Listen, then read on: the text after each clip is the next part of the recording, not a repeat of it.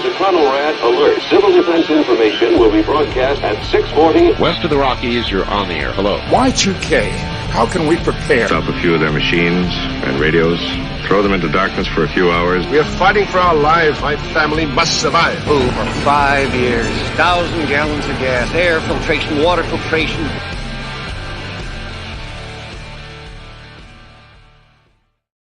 Coming at you from the frozen tundra that is East Central Alberta, Canada, streaming live on YouTube, Facebook, Twitter, Twitch, Rumble, and Odyssey. Welcome back to the workshop where we create community, find freedom, promote preparedness, and share success. I am Toolman Tim. Today is November the 28th, 2023, and this is episode 403 of Workshop Radio. How the hell is everyone out there this fine day? We are going to forego a lot of the pleasantries because I have got an incredible guest eating M&M. No, not really. He's in the green room. Just kidding, folks. But we're going to bring him on here. Mr. Franklin Horton. Just give me one moment. How are you, sir? I'm good, Tim. It's good to be here with you. Thank you very much. For what I don't know how much you know about our community here, but we are big fans of the post-apocalyptic fiction genre. We even have a post-apocalyptic book club. So we always love to get authors in the hot seat to pick your brain. Sounds great. Those are just the kind of people I like to talk to. So excellent. So, it's kind of cool, but you sent me a quick little blurb back via email, and it turns out that we have some kind of work history and kind of hobbies in particular, like kind of you and I share. So I always love to start out with folks to get their kind of background, but just tell me where you came from and what we love to hear. What was your first paid job back in the day? I worked in radio. I was not a DJ, but I was mostly a technician. I worked playing tapes of pre-recorded shows. I played NASCAR races. I played ministers who would come in on Sunday to do their shows. So it was in the old days when you had analog boards and all that stuff. But yeah, I did that for a couple of years. Nice. And where'd you grow up, and where'd that kind of trail lead? I grew up in the southwestern part of Virginia. I'm about 20 minutes from Tennessee, about 20 minutes from North Carolina, about 30 minutes from West Virginia. So I'm in that little corner. It's part of the Central Appalachian Mountains. So it's kind of an area where I grew up around a lot of hillbilly people who had, traditional Appalachian habits. It was the kind of place where you drive around and you see people changing engines on the side of the road with a tripod of logs, and you'd see people hanging hogs and, doing all the same, primitive stuff like a lot of people don't do these days. And you ended up, and you stuck close to home. You went to university in Virginia, did you? Yeah, I stuck close to home for a while. I ended up going to school in Richmond, Virginia, which is about 5 hours from here.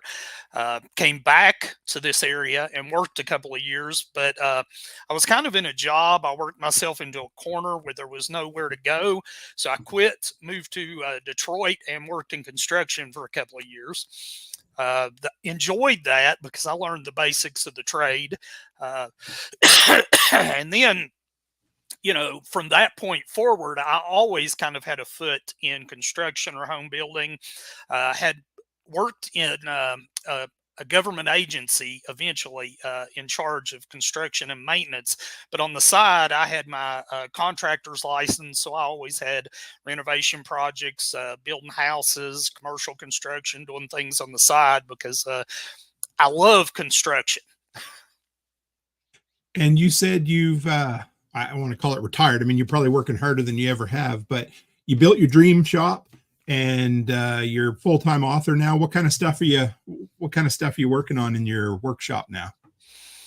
It really has turned into a dream job. I work a lot of hours, like I said, but excuse the hacking. You are good. Don't worry one bit.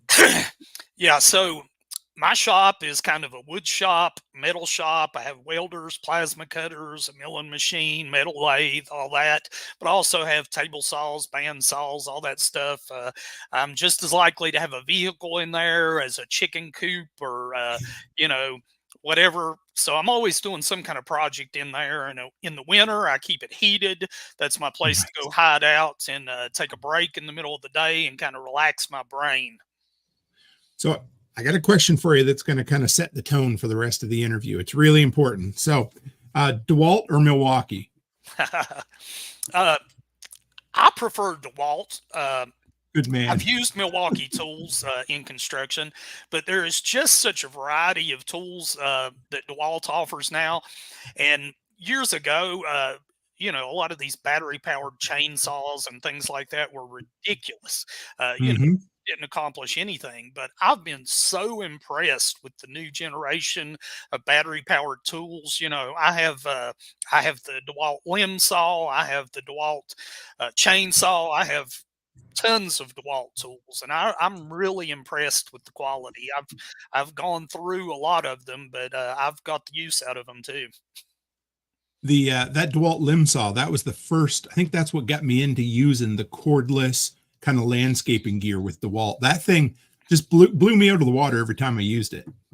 Yeah, sometimes I'm out and I'm not going to be cutting a tree, but I need to cut some limbs out of the road, or I need to cut a tree that's getting too close to the vehicles or whatever. And those little chainsaws are perfect for that. A lot of times when I get guys coming on, I'll go back and I'll cheat a little and I'll listen to one or two interviews that you've done before. And I found a good one. And what I loved about it was from about 5 years ago. And you said, I think it was 2017, you said in 2 years, your goal was to be not working for the man anymore, retired, and writing 5 to 8 books a year. It's kind of a loaded question, but how's that going for you? It depends on, because some years I get 6 published and some years I may get 4 or 5 published. It just depends on when, on how long, because like my Mad Mick books take like a month longer than my Borrowed World books. So they kind of throw me off schedule. The Borrowed World books I can write entirely out of my head, but Mad Mick, I'm constantly doing some kind of research on like, how certain functions of an MRAP work, or how you rappel out of a helicopter, or how you do this or how you do that. And that adds like 2, 3, 4 weeks to the writing time. I was going to ask you a bit about that too, because there's got to be a ton of kind of research. I was thinking when I was asking this before, when I was thinking before, the Mad Mick books themselves, there's a fair bit of military kind of stuff in there. And do you have any military background or not really? No, I've been blessed, though, that through the Borrowed World books, I've developed a huge network of people who are able to answer any question that I would have. So I don't have a military background, but I have a wealth of advisors who can tell me just about any obscure question. I have lists of mechanics. I have lists of intel people. I have lists of armorers. So any question I come up with, somebody can answer it for me. So you went from, it was an English degree. Did I get that right? Yeah. Yes. And you kind of worked in construction a bit, and then you became basically a 30-year-old overnight success. Is that right? Yeah. I think that my goal was actually to become a successful author by like 25, and I was off by about 20 or 25 years. So I did it by 50, but I didn't do it by 25. But I was one of those kids who grew up reading Stephen King books, and he kind of made writing seem cool, because before that, I'd never read an author that I thought was I'd read some good books, but I'd never seen an author that made the life look interesting. And he kind of did. He was living a rock star life. And I thought, man, that's what I want to do. Make up stories, have my day to myself to kind of work at my own pace. It's a long day. I work more hours now than I ever worked before, but I'm doing what I like to do. Well, you're in the right place, because I have been a Stephen King. I worked at a library in junior high and high school. And I think my first real book I read might've been Bag of Bones. I'm not sure, one of his anyway, but what's your favorite Stephen King book? I really like The Stand, because it's so long and so in depth, and, not not everybody can create a world that's that in depth and immersive, and you can just lose yourself in it for, weeks. And I started reading Stephen King probably about not long after Carrie came out. So it was late 70s. So I was at that age where we were waiting for the next book, the next short story book or the next novel or whatever. So I think I have all of them. So any particular short story that you're fond of? I don't normally go this deep with Stephen King on people, but you mentioned short stories, so. I can't remember the name of it, but in that first collection that he published, Night Shift, which was the collection of short stories that were mostly published in adult magazines, there was a story about this kind of abusive dad who was a jerk who laid around drinking beer all the time, and he drank a bad can of beer that kind of turned him into this slimy monster. And I just thought that was interesting that, it wasn't that it was that well written. It was just the idea that Stephen King could take almost anything, that he could be sitting on the couch staring at a beer and thinking, I could write a story about that. It was that ability to just pull from everything in his life that I thought was interesting. What about other kind of post-apocalyptic fiction, that sort of thing? Did you have any of that you're reading, or any inspirations into your work now? When I was younger, I was more interested in the kind of survival outdoor stories, lost in the wilderness, crashed plane, lost backpack, and anything like that. Somebody lost in the woods having to survive. There was a good story, Lost in the Barrens by Farley Mowat. Yeah, a good book. That was one of my favorites. I read that book over and over again. It's basically a young adult story about two kids who are kind of lost. And I guess it was Canada or Alaska, somewhere. It was in the Arctic. But those type of books were really inspirational to me. I really liked that desperation aspect. So kind of during that couple of decades that you went from college to full-time author, you wrote, was there 7 or 8 books in there that maybe just talk a little bit about, because I'd love to hear your thoughts on where the industry's gone in that time and how hard it was to get into the big boys club back in the day. But what did you do to try to get published back in the day? Yeah, that was really frustrating because when you went to school for an English degree, all they pushed was literary fiction. If you wanted to take something like horror writing or science fiction writing or any type of genre literature, you had to take a weekend workshop, and they treated you like a pariah for even wanting to go to something like that, because it was so looked down on to write anything that was, mass market. And so all they pushed was this literary fiction. And of course, one of the things I know now is most authors who write literary fiction are still having to teach college or do something else, because you don't make any money at that. It was people like Harlan Ellison and these science fiction writers who were cranking out book after book, Louis L'Amour, who were writing books that people enjoyed reading, and they were selling lots of books. Those were the authors who were making a career out of this. So I wrote 6 or 7 books before I knocked that literary fiction out of my head. And I never published any of those. They're horrible. I probably wouldn't publish them now. But eventually I realized, I don't like to read this stuff. So if I don't like to read it, why am I wasting my time writing it? Post-apocalyptic fiction was what I was enjoying at the time. And I remember listening to an interview with the author, Joe Nobody. And he was saying, we're desperate for authors in this genre. He said, there are so many readers and they're hounding us for more books, and there are not enough authors here to write. So I'm like, I like writing this. I'm going to try to, or like reading it. So I'm going to try to write it. So I ended up writing a book that was completely from my own life. The Borrowed World was about me, my family. I only included gear that I owned.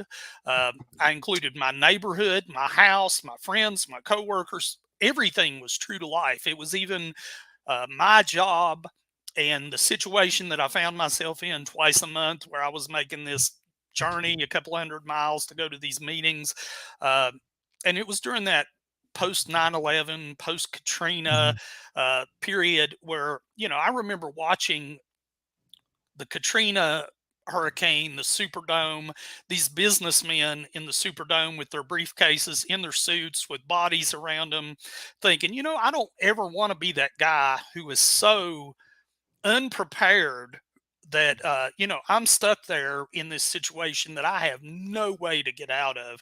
So I just started taking my backpack with me on these work trips, because I was into backpacking and camping and hiking and all that stuff. So I just started taking my backpack with me, and I thought, well, you know, if I get stuck in Richmond for some reason, I'll just walk home. And that was the genesis of the whole Borrowed World story.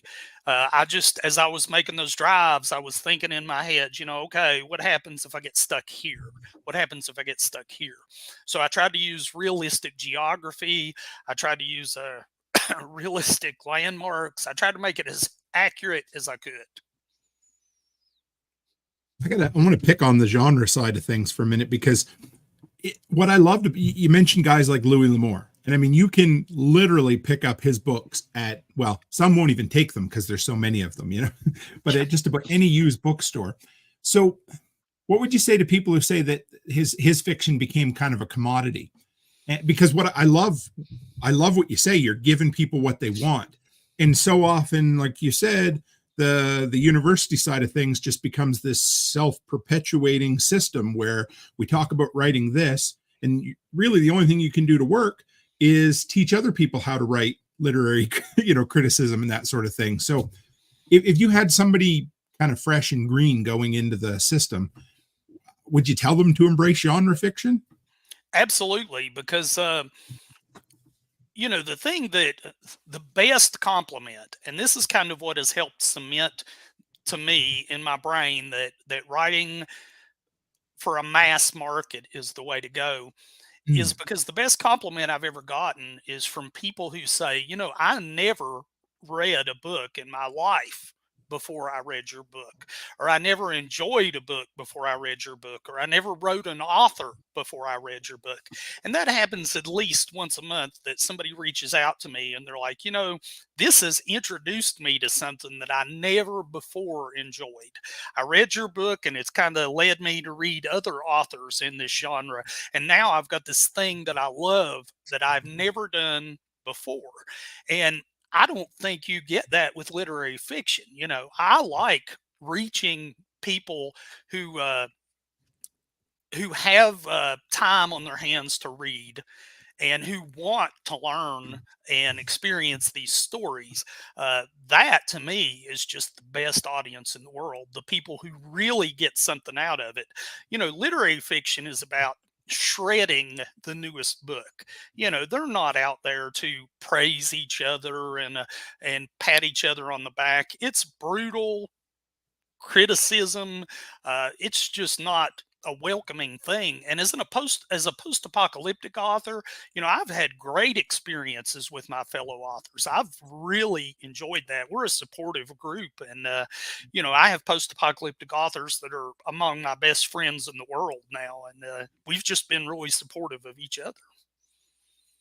Were you part of that post-apocalyptic army or something along those lines? Yeah, we did that for a while. I'm not part of that group anymore, but it was a good way to promote as a group, because sometimes you can reach a larger group of people, because each author that comes into that group is bringing their readers. So, you know, you end up with there were 12 authors. So we ended up with the accumulated readers of all 12. So that was a good thing for a while. But then after a while, it just became a little too time consuming and was cutting into my writing. So I kind of shifted to a different type of promotion. So when you talked about kind of genrering down, or, you know, like in the YouTube parlance, they say niche down, you know, find your niche that works and then build an audience around that. How long did it take you to find the formula that worked in the books? And once you had that formula, do you kind of repeat it? I got really lucky that the Borrowed World went into a very hungry market at a time that people were desperate for those books.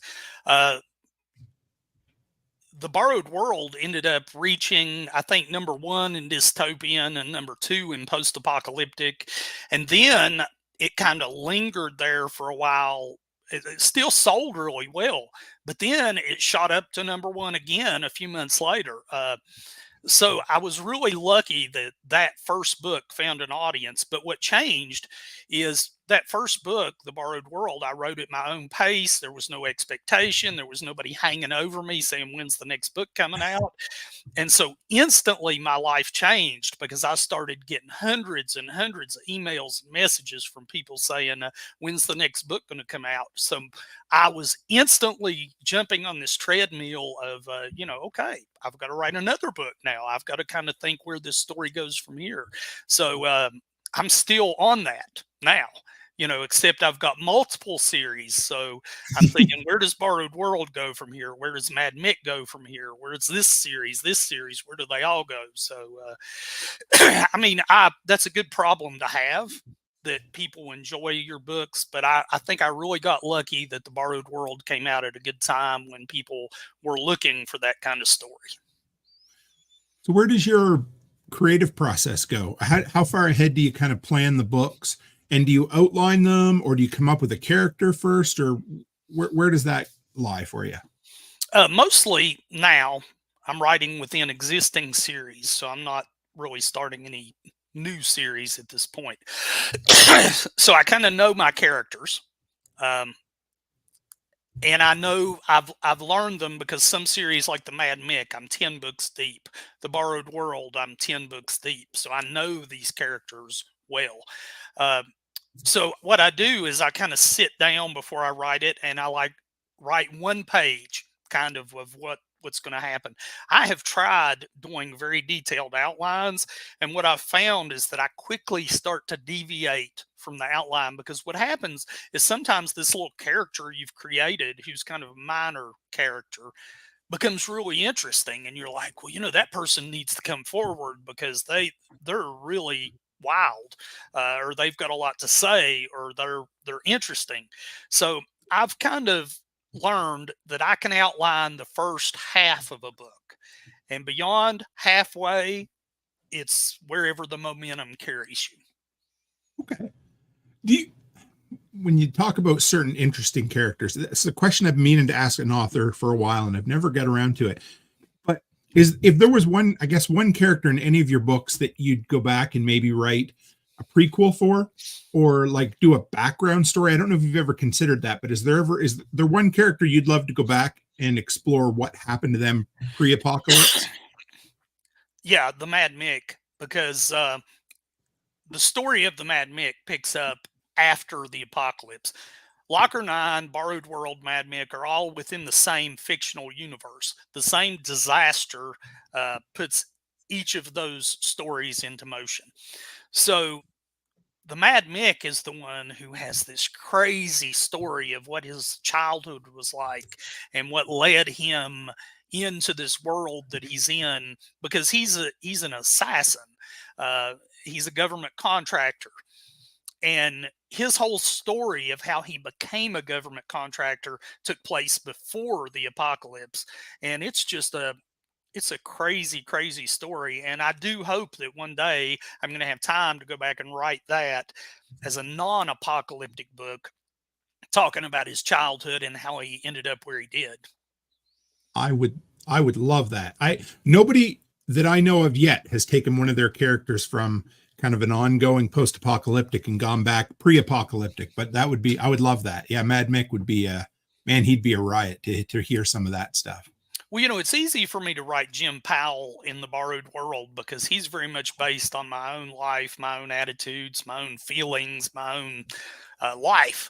But the Mad Mick kind of took on a life of his own.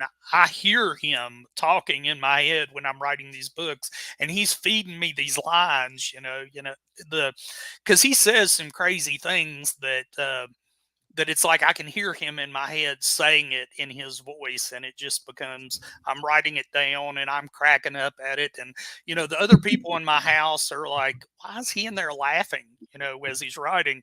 But it's a bizarre process writing those books. Those books are entirely different than anything I write, because they have kind of a life of their own. At what point did you kind of decide that all of these were going to be intertwined? Because at some point in the Borrowed World series, it might be between 8 and 9, I can't remember, all of a sudden it jumps into the middle of something, and I'm like, I had to go back. Did I miss it? And then I go to your website, and it's like reading order. And I'm like, okay, so there's a whole nother affiliated series I didn't know about, the Mad Mick. So how did that come about? Did you kind of tie it all in as you went, or what happened? You know, there? it's a funny story. The most requested book ever was for some of these worlds to cross over.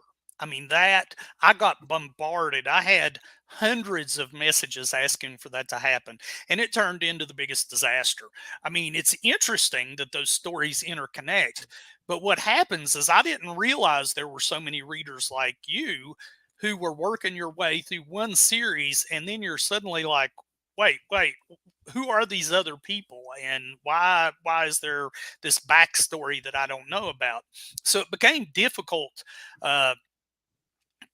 No matter where I posted the information, my website, Amazon, wherever, I wasn't able to get it out to everyone. So, you know, that caused a lot of confusion.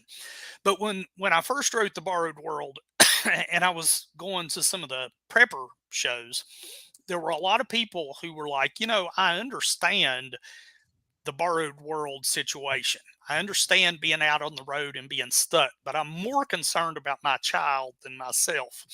So that inspired me to write the Locker 9 series about a father and whose child was away in college. And it seemed logical to me to set it in the same disaster, because I was much more concerned about this domestic terror attack than an EMP or some other type of disaster. And I still am.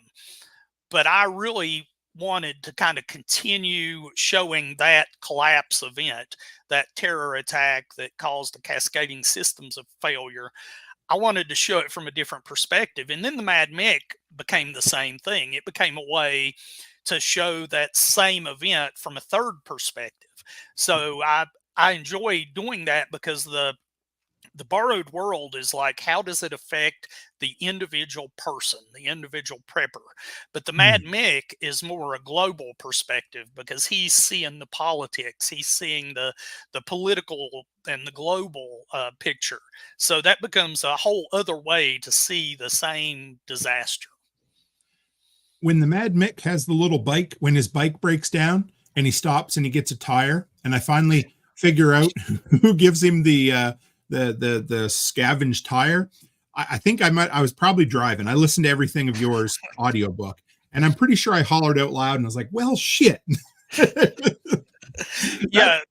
Go ahead. I like those little connections like that. Like even in the later Borrowed Worlds, there's a scene where he's going through the mountains and he sees the Mad Mick's logo carved on a sign or carved on a tree, and just those little touches where the worlds brush against each other, I think, are interesting for readers, because they're like, I know that. Okay. There was a question in one of our groups from earlier. I wanted to throw it in here before I forgot. The Locker 9 series, was that originally supposed to just be a standalone book, or was it always planned to be a series? I planned to write it as a series, but it was going to be a short series.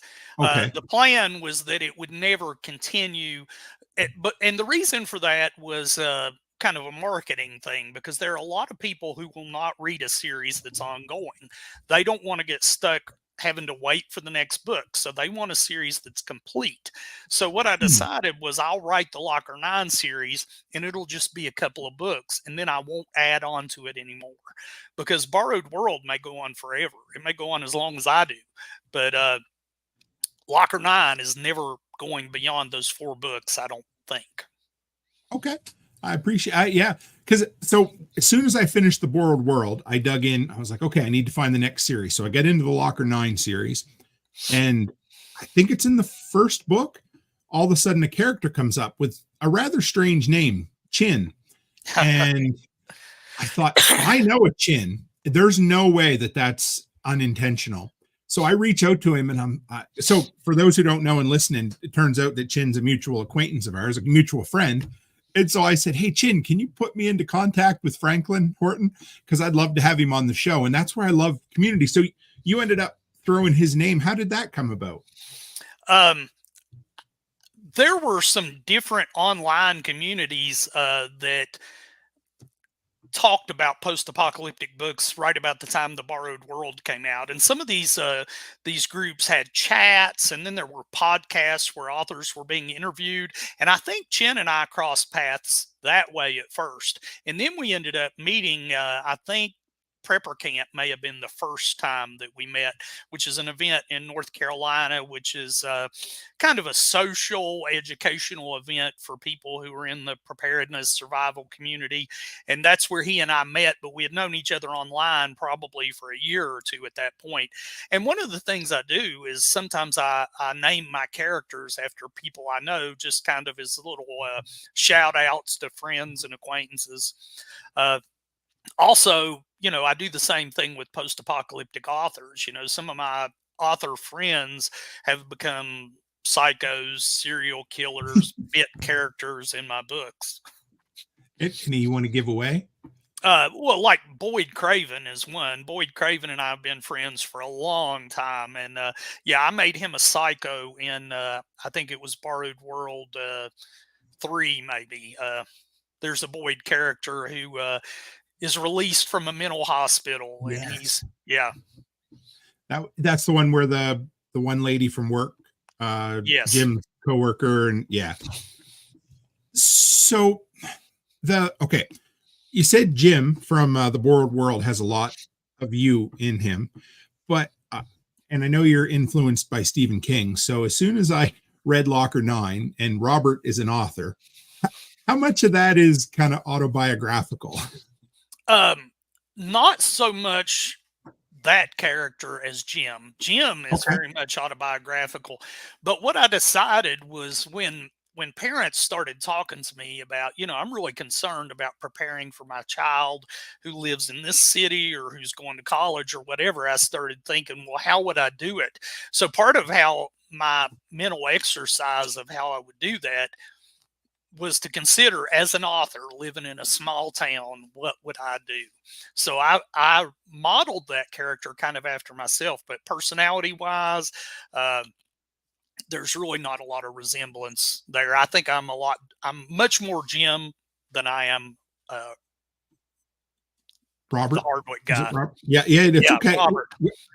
Trust me, I got to go back. I write names down all the time. I forget. So because there was 2 or 3 times that folks asked Robert, they're like, you're not really what you portray in your books. Or in other words, there was people who were maybe disappointed that you weren't quite as a hard ass prepper as they thought he might be, even though he was really good.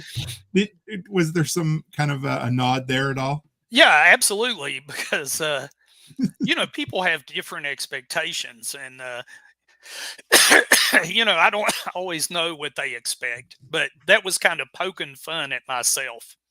That was a jab at myself. And that happens because it's become kind of a running joke in a lot of the Borrowed World books, that Jim is kind of quick on the trigger sometimes because he's not a people person. And that's become kind of a running joke because I have author friends who say the final book in the series is going to be called Jim Powell Kills Everyone. I believe it. Yeah.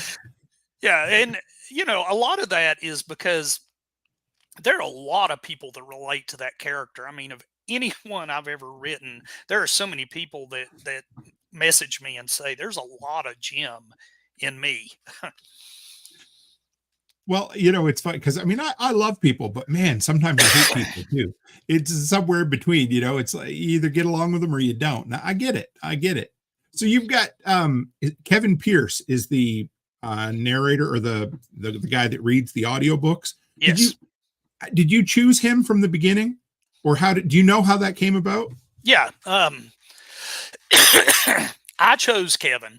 The way that works is I was also an audiobook listener, and I had listened to Glenn Tate's 299 Days series, which Kevin had also done. And so when I released my books, I wanted to do audio. So I was accepting auditions, and Kevin auditioned, which is kind of a digital process. They send you a message with some samples, and I'll listen to that. And I'm like, that's the 299 Days guy. He's already got an audience. So I ended up using him, and he has gone on to become kind of the biggest name in this genre. How does that work now? Do you kind of have first right of refusal to get him to do it, so that you always have the same voice as long as he's able? I've learned that if you switch narrators mid-series, it kind of kills it for people, because they associate that voice with that story and with those characters. So Kevin and I kind of have just, at this point, a gentleman's agreement that we will continue all these series we do together. But he and I are good friends, so we have a good working relationship. And I think as long as I do those series that he's involved with, he'll continue to do them. I had William Forston on here quite a while back there from 1 Second After, and he switched. His audio for the first book, and then he went to Bronson Pinchot for the next few. And I asked him, he said, do you know why they switched? Oh, I don't have a clue. We didn't care a bit. So I appreciate you putting that into it for sure. Well, the difference is he is with a big publisher, and I control 100% of my process. So I pick my narrators, and I control everything. So you are an independent publisher at this point? Yes. Yeah. So how important is that to you? Because I love that you bring the entrepreneurial aspect to everything that you do as well. So how important is creative freedom to you? And would you ever consider going with a publisher at this point, or no? Not really, because I mean, there are benefits to it, but the truth of that matter is that commercial publishers don't really support 99% of the authors that they publish. Each year, they pick 2 or 3 big names in each genre. Like they'll pick Jack Carr in thrillers, or they'll pick Tom Clancy, or they'll pick, whoever. And those are the people they put all their money behind. And most of the smaller authors are still having to work their day jobs. They're not really able to support themselves as an author. There are more independent authors who are full-time authors than trade published authors. The people who are with the big publishers are making less money and are less likely to be able to be a full-time author. You get 8 to 12% of sales if you're with a big commercial publisher. Depending on what format I'm selling, I get 50 to 70%. So wow. I don't have to sell as many books to support myself. Wow. And yeah, I guess, I thought I preach the gospel of entrepreneurship all the time, but so I'm going to kind of turn this around. If you were to tell someone that was looking to start out and wanted to be an entrepreneur in being an author, so genre down and independently published, were there any other things that you would say for sure? I would say 100% independently published. The problem, excuse me, is a lot of people don't want to have to do the promotion and the advertising. Well, nobody does, but that's not what we like to do. We like to tell stories. We like to write. But if you can master that end of it, you're able to make this into a real business. I spend probably 50 to 60% of my time writing, and the rest of the time is on the business aspects. It's networking, it's promotions, it's writing ads, it's running ads. I have to spend a lot of time writing ads and spend a lot of money on advertising, and that's just part of it being a business. Do you outsource anything at this point, or do you do everything yourself still? I outsource editing. Okay. I outsource covers, and that I outsource narration. That's pretty much it. Okay. I don't know if you can tell me this, but where do you get your covers done? Is there a certain company that does that? Because I notice, especially in the kind of post-apocalyptic fiction genre, there's kind of a certain look to the books, and it's the same doing a YouTube channel. Guys who review off-grid gear, their thumbnails have a certain look. So how does that go with that process? When I first published, there was not kind of that standardized look that there is now. But there are a lot of people that publish that make their own covers. There are a lot of companies that design covers. I chose a company called Deranged Doctor Design that is out of Serbia.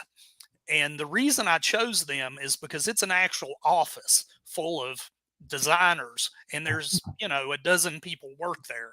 So I knew people before who had had issues where they hire somebody to make a cover and that person has a health issue or something and they don't get their cover. I'm using a full office full of people. So if some guy can't finish my cover, his coworker steps in and takes over the project. So I've never had an issue with not getting a cover for some, personal issue. But I have stuck with them the entire time. I have a really good working relationship with them. I think they have played a large role in kind of standardizing that cover that you see now with those certain cover colors and that bold design. But a lot of people can do that style of cover now, but I've just had great experience with those people. I think they're really good. Nice. So any plans to kind of expand? I think you've got, is it maybe a military, or I haven't gotten that far in your reading yet, but any plans to expand into other genres at all? I really like doing action thrillers, military style thrillers. Mad Mick actually sells better as a thriller, a military thriller, than as a post-apocalyptic title. Every book in the Mad Mick series has hit #1 on Amazon as a military thriller. So I eventually would like to write more action thrillers that are not post-apocalyptic, because it seems a natural flow from what I'm doing now. Ever have any thoughts of dipping your toe into horror since you're Stephen King buff, or no? Not really. I don't read as much horror now. I like horror movies, but I just don't know that I could write it and make it believable and scary. Fair enough. I like creepy human characters. Like, I like creepy psychos and creepy bad guys, but I don't know that I could make creepy monsters.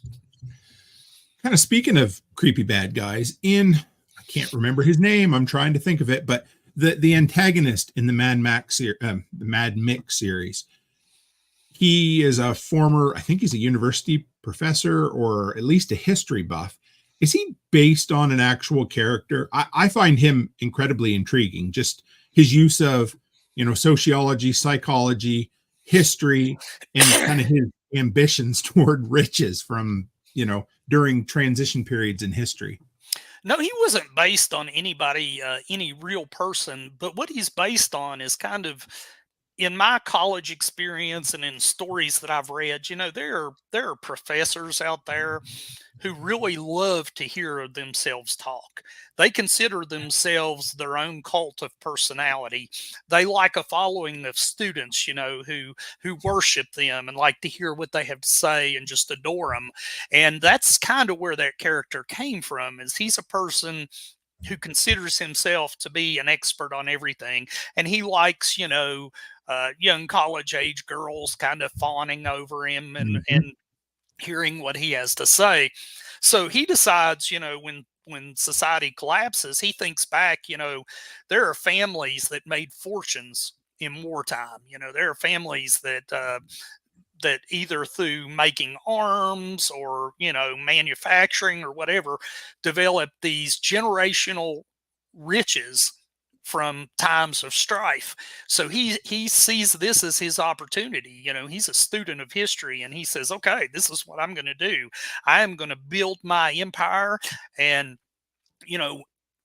eventually society will come back, but by that time I will have built a war chest of gold and property and mineral rights, and I will be well positioned for the next part of society. Look at how many companies came out of the Second World War, with their pockets lined or built or whatever you want to call it. So I guess it is something that happens in the past, isn't it?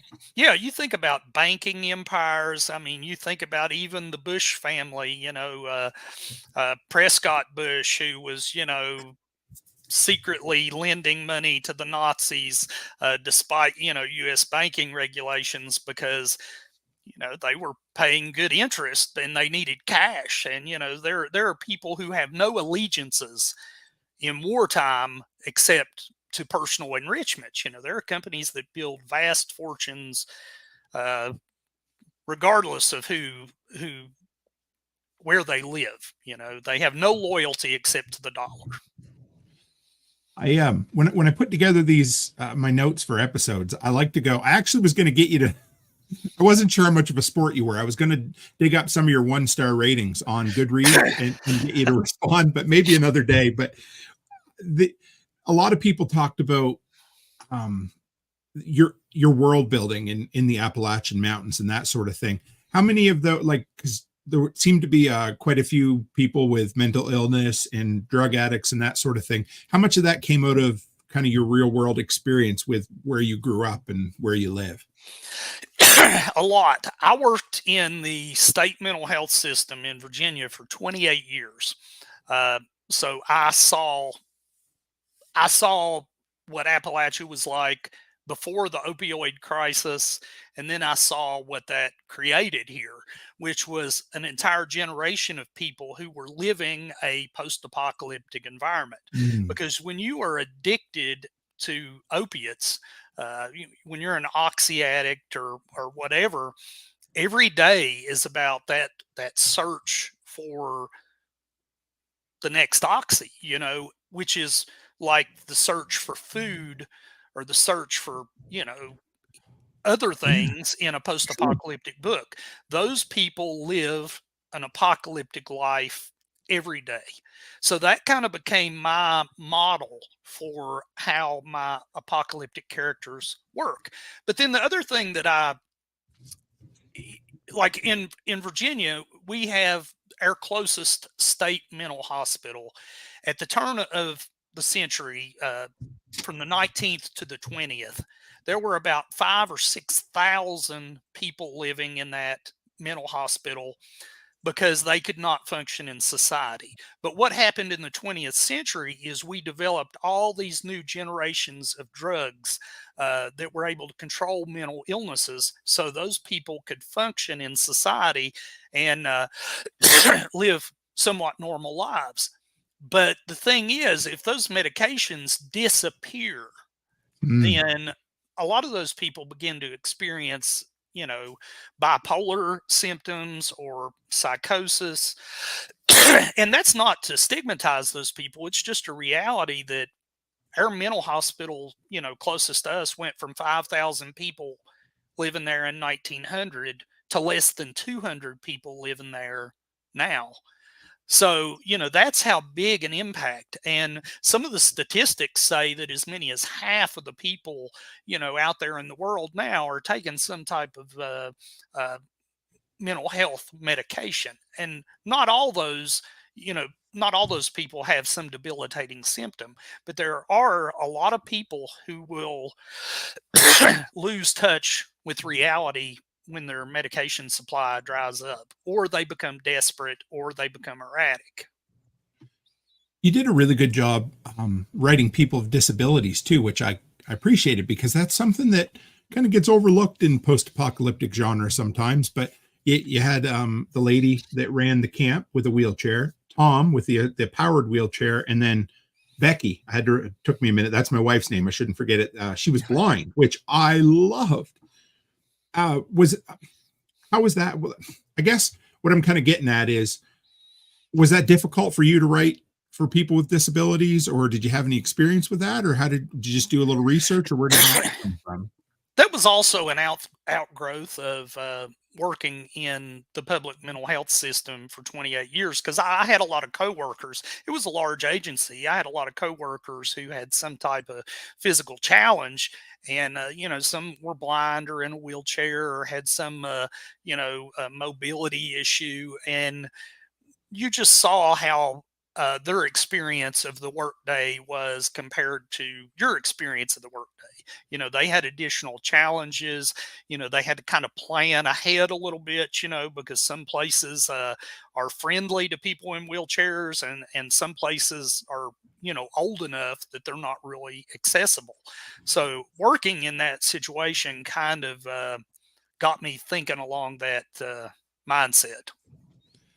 What about something else I often think, and I think it might be hard for narrators as well, but what about politically correctness? Is that starting to hurt the creative process at all? I don't think it affects you per se, but I remember watching an interview with Rod Serling, Twilight Zone, from many years ago. Yeah. And he talked about the concept of pre-censorship and how he was beholden to sponsors and advertisers at the time, and how he would not even include certain things in his books because he knew it would get him in trouble.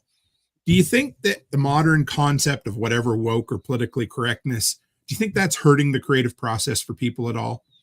It's definitely creating some challenges, because in a lot of genres right now, it's customary for people to hire what's called a sensitivity reader, which is somebody who reads your book before it goes to publication to see if it has anything offensive. And then there's a lot of Really? and then there's a lot of issues with cultural appropriation of somebody saying, you wrote this book about an Asian character and you're not Asian, or you wrote this book about a Native American and you're not Native American, which, I have mixed feelings about that, because as an author, you're that's what you do, is you put yourself in these other characters and write from that. But there's a lot of issues with that now. There's a lot of authors who are scared to write certain things because they're afraid of the backlash. In post-apocalyptic, it's not a really big issue right now, but sometimes, I do get feedback from people who say, this is gun porn or prepper porn, whatever. But it was interesting that during the pandemic, I began to see, you know, post-apocalyptic generally has a more conservative readership. But that changed during the pandemic, and I began to get a lot more liberal readers than I'd had before, because they contacted me. They had questions, and that was interesting. I like that. I worry about you. I think about the guys that, like Kevin Pierce, for instance. At some point, I don't know if anybody's ever going to give them shit over the fact that they have to do voices or accents. And when I was reading your Goodreads, some of the biggest complaints were, "Oh, there's no people of color in this," and I'm thinking, which one do you want? Do you want him to have people of color or not? I didn't. Yeah, it's going to be frustrating being a creative, for sure. Well, when The Borrowed World first came out, I read all my reviews, and what I found is it caused me to start censoring myself, and it was impacting my writing. So I haven't read any reviews since 2015. That's good. Yeah, I appreciate people leaving them, because it's very important. But the reviews serve a purpose more for other readers and potential buyers than for me. So I don't want that to impact how I write my story. I don't want to have that voice in my head saying, "Oh, well, last time he did this," or, "he offended me with this." I don't want that voice in my head causing me to censor myself. I got a couple more questions for you and we'll wrap up for Sure. you. But do you remember the first book? Which was the first book you wrote when you were a full-time author after you'd walked away from working for the Man? Do you happen to remember? If you don't, that's okay. I'm not sure, but it may have been the Mad Mick. I'll have to, I don't know. It was the end of 2019. So it probably wasn't the Mad Mick. Yeah, I'm not sure exactly, but I left my job in December of 2019. So whichever my first 2020 book was, that would have been it. The reason I ask, I don't know if it was around there or not, but I absolutely loved Blood and Banjos, which I think was book 8 in the Borrowed World series. Yeah. And I could see how that was a bit of a divisive book because it took a bit of a turn.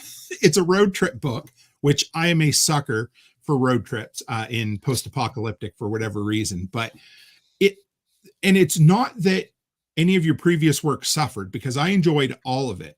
But it was almost like Blood and Banjos took everything to another level. And I don't know if you did anything different, because I loved your stuff beforehand, but man, Blood and Banjos from, I guess that's 8, 9, and 10 of Borrowed World just blew me out of the water.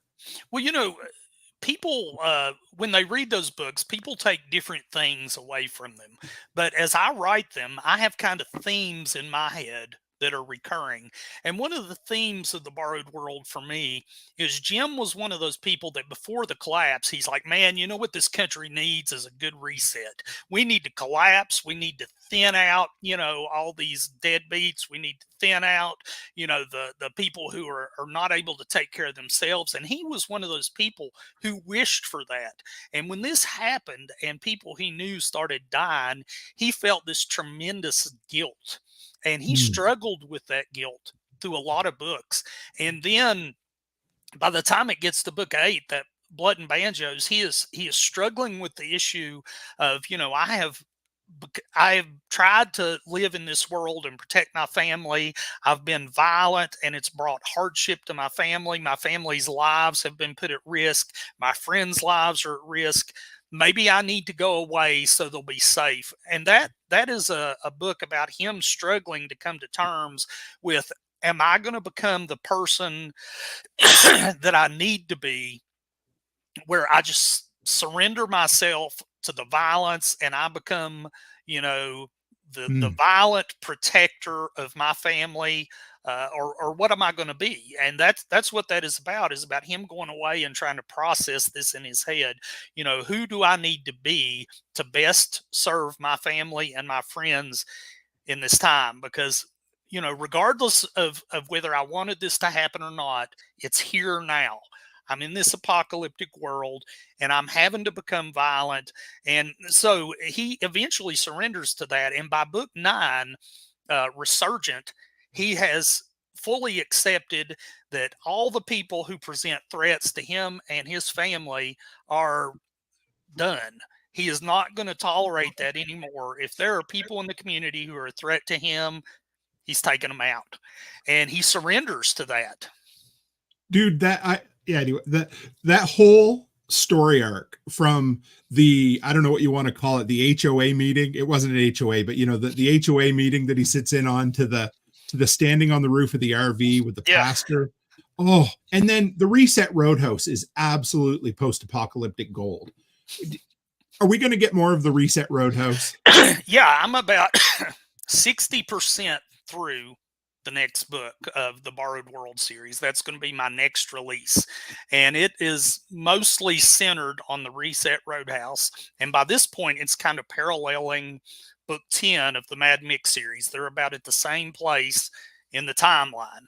So, I don't want to give anything away, but very much centered on the Reset Roadhouse and on the next step of what they're experiencing. And do we get a bit of a taste of, I was trying to figure out the very ending of book 10. Is that Elon Musk? Is that Bill Gates? Is that, who is that tech character based off of? It's kind of a conglomerate of different aspects of those people, because all of them have social things that they experiment with, whether it's, just they all are rich enough that they can influence politics and they can influence society. And they have become their own political force. And that's a lot of what's happening in these later Mad Mick books, is the struggle between politicians and billionaires, and politicians who are so determined that, I don't care if this person can restore electricity to America. We are not letting an outsider into our little club. We are not letting an outsider run this country, and we will destroy it before we let that happen. And it's about politicians who basically just are at a standstill and unable to do anything because they can't get along and cooperate and be grown-ups anymore. That's a theme that comes through in a lot of post-apocalyptic fiction, and I appreciate that.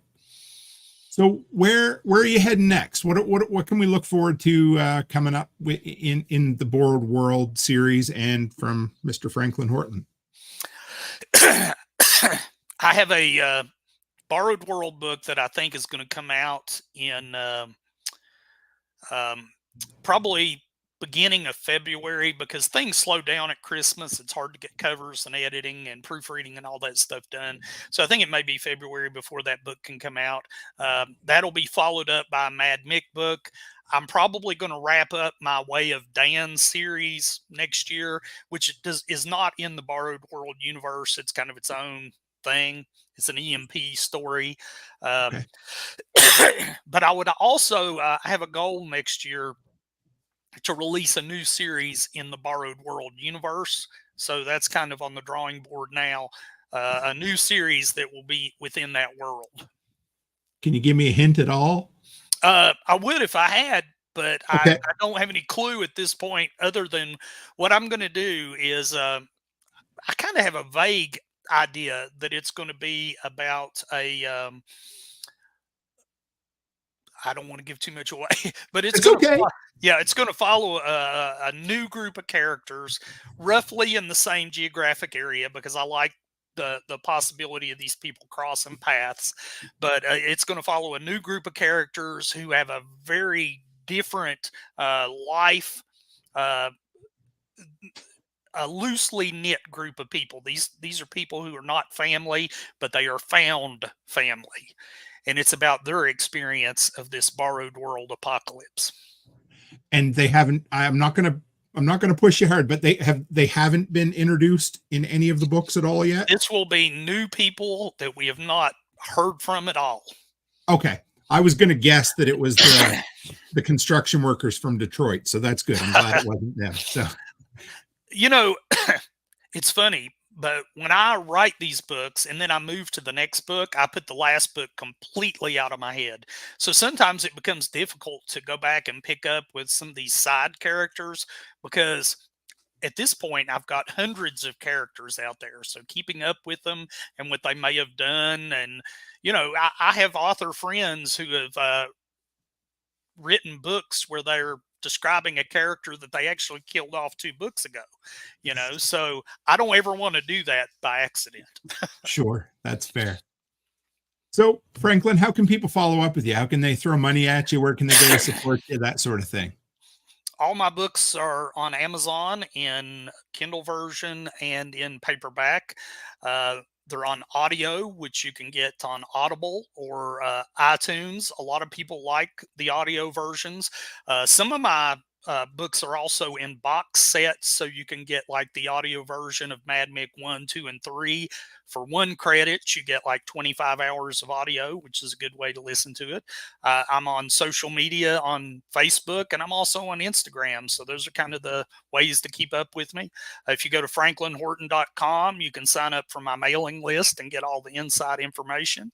And I also have a merch store at resetroadhouse.com where people can buy Mad Mick t-shirts, Borrowed World t-shirts, Mad Mick mugs, all the good stuff. Well, thank you, sir. I very much appreciate it. Do you mind hanging in the background for 30 seconds while I close up? Be glad to. Thank you, sir. So guys, I hope that you enjoyed this as much as I did. I think half the reason that I started this entire thing was that I get to have cool conversations with people that I want to pick their brain of. So first off, I got to say thank you to Franklin for coming on, and do your best to give him some support. If you haven't listened to his stuff yet, do yourself a favor and do it. I don't know how I missed the Borrowed World series for as long as I did. I really don't. But Cold War Prepper's the one who brought it up first. And I thank you for that as well, because you will not be disappointed in any and all of what he has to offer. So folks, you know I appreciate you. And as always, stay happy, stay healthy, and have a great week.